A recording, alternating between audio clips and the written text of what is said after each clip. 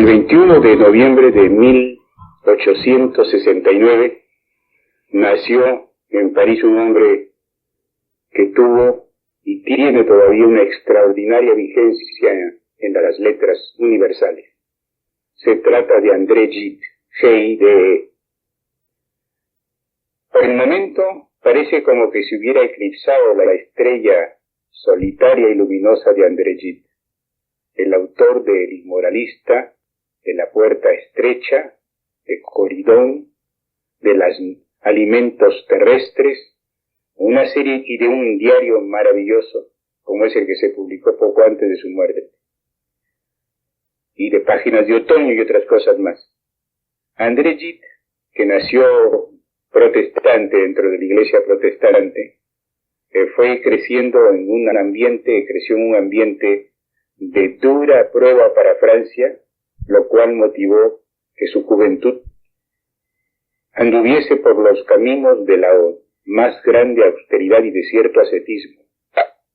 Para muchos esto parecerá un poco raro, hablar de ascetismo respecto de André Gide, y sin embargo es natural, porque es cierto que André Gide después fue tomado como el símbolo de ciertas vicios, o por lo menos ciertas formas anormales de vida sexual. Era un homosexual declarado, y en Coridón hace elogio de aquello.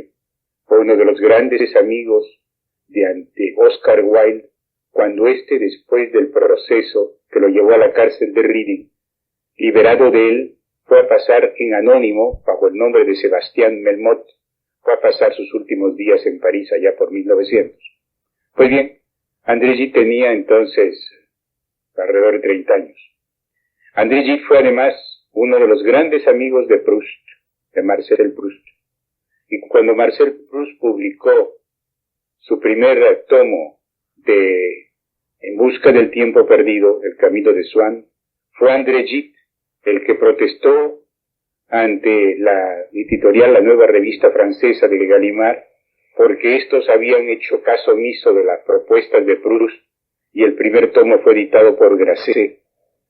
Gide, con una finura espiritual poco común, llegó a columbrar la urdimbre de los fenómenos espirituales y literarios más significativos en el mundo contemporáneo. Y luego se contagió de la emoción social.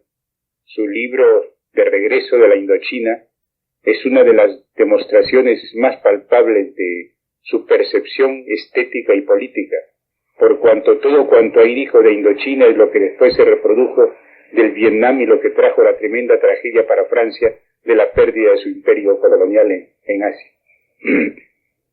Pero no es este el aspecto que nos interesa más en Gide. Nos interesa el creador, nos interesa el fino analista, nos interesa el autor de novelas llenas de significado y al mismo tiempo cargadas de densidad vital en un estilo escueto, un estilo austero y sin embargo lleno de metáforas. Es difícil escribir como escribió Gide, con esa sencillez trabajada que nos hace evocar en estos días las páginas del Viejo y el Mar de Hemingway y las mejores páginas de Joseph Conrad. Era un escritor aparentemente fácil, sin embargo, con un gran trabajo de estilo. Gide representa en la literatura contemporánea toda una fecha. Es el esteticismo y al mismo tiempo la rebeldía contra las costumbres, contra los conceptos hechos, contra lo rutinario. La valentía para mostrar su alma y su cuerpo tal como eran, sin importarle la censura, ni importarle absolutamente los comentarios desdeñosos o inclusive malsanos de la gente.